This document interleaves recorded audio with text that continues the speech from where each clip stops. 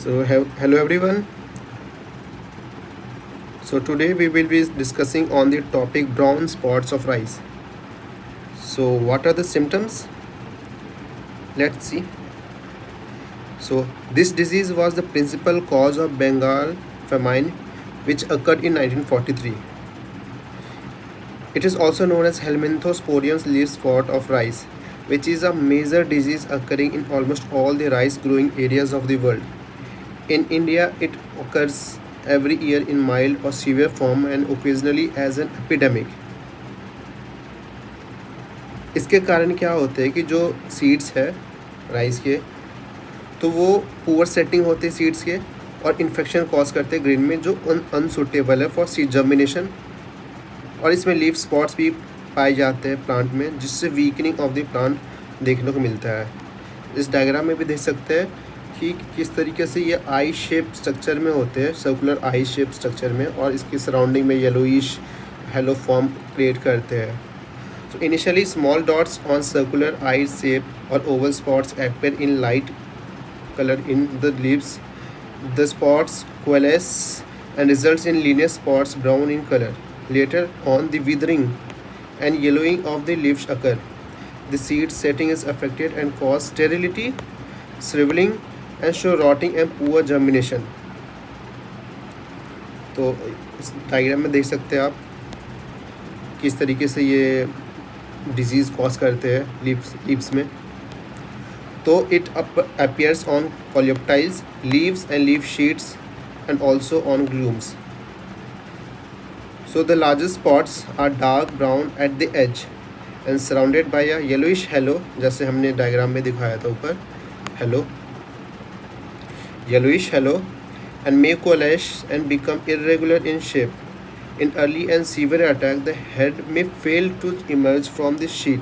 अगर severe attack होगा तो जो हेड होगा वो हो सकता है कि जमीन इमर्ज करे ही नहीं शीट से।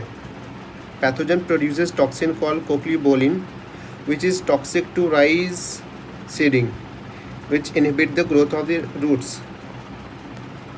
सो दिस इज हेलमिंथोस्पोरियम फंजाई।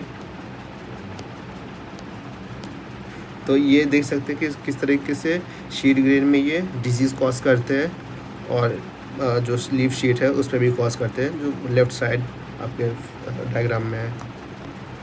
तो what is the causal organism? So helminthosporium oryzae, bipolaris oryzae, cochliobolus miyabeanus is the causal organism. इसे बाइपोलरिस क्यों कहते हैं? क्योंकि आप डायग्राम में देख सकते हैं कि ये टैपरिंग एंड होते हैं, ये एंड टैपरिंग एंड दोनों पोल है इस फंजाई के। So the haploid mycelium consist of inter and intracellular hyphae and erect conidiophore. Diagram में आप देख सकते हैं the mycelium develops as greyish brown to dark brown mat on the host part and in culture. The conidiophores arise as a lateral branches from the hyphae. These conidiophores emerge in tufts, गुच्छे में आते हैं ये सारे, through the stomata when developing through the internal mycelium. They are characterized, bent and possesses knee joint shape. आप देख सकते हैं किस तरीके से हमारे जैसे नी में जॉइंट होते हैं, उस तरीके से इस जगह पे नी जॉइंट की तरह ये फॉर्म होते हैं जो अटैच होते हैं। Knee joint shape which is point where conidia were attached. The lowest conidium is in acropetal order, मतलब youngest at the apex. So what is the disease cycle of brown spot of rice? तो ये शुरुआत होते हैं fungus जो survive करते हैं infected seeds में या प्लांट डेब्रिज में या वीड में, जो ऑल्टरनेट वीड में वे सर्वाइव करते हैं। अब जो इन्फेक्टेड सीड्स है ये प्रोड्यूस करेंगे डिजीज सीडलिंग, जिसके जो स्पोर्स होंगे वो स्प्रेड करेंगे विंड के माध्यम से, and the primary which act as a primary source of infection in the field. अब क्या होगा कि जैसे ही ये प्राइमरी इनोकुलम की तरह बिहेव करेंगे, बाद में ये स्प्रेड करेंगे जो एक्ट करेंगे सेकेंडरी इन्फेक्शन की तरह, और ये कंटिन्यूस साइकिल ऑफ इन्फेक्शन चलते ही रहेगा जो इसकी ग्रोथ के लिए जो कंडीशन चाहिए, हाई ह्यूमिडिटी, हाई टेम्परेचर और ड्राउट कंडीशन चाहिए, जो इसकी ग्रोथ को फेवर करते हैं, जैसे इस डायग्राम में आप देख सकते हैं।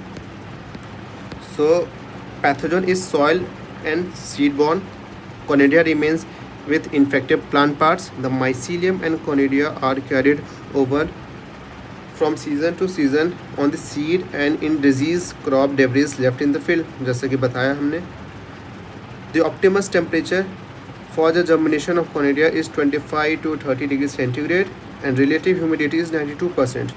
This conidia form a germ tube upon germination when get attached to leaf. Within a few hours, the tip of the germ tube swells to form an approchium, from which peg-like infection hyphae develop and penetrate through epidermis. The infection through stomata without formation of approchoria may also occur. The hyphae then spread to the intercellular spaces. So within 24 hours of inoculation from a single leaf spot, cluster of hyphae may arise, which under humid condition produce a succession of conidia. Presence of free water, cloudy weather, high humidity and high temperature favor disease development. So what is the management for this disease? तो सबसे पहले हम जो भी stubbles होंगे उनको burn करेंगे.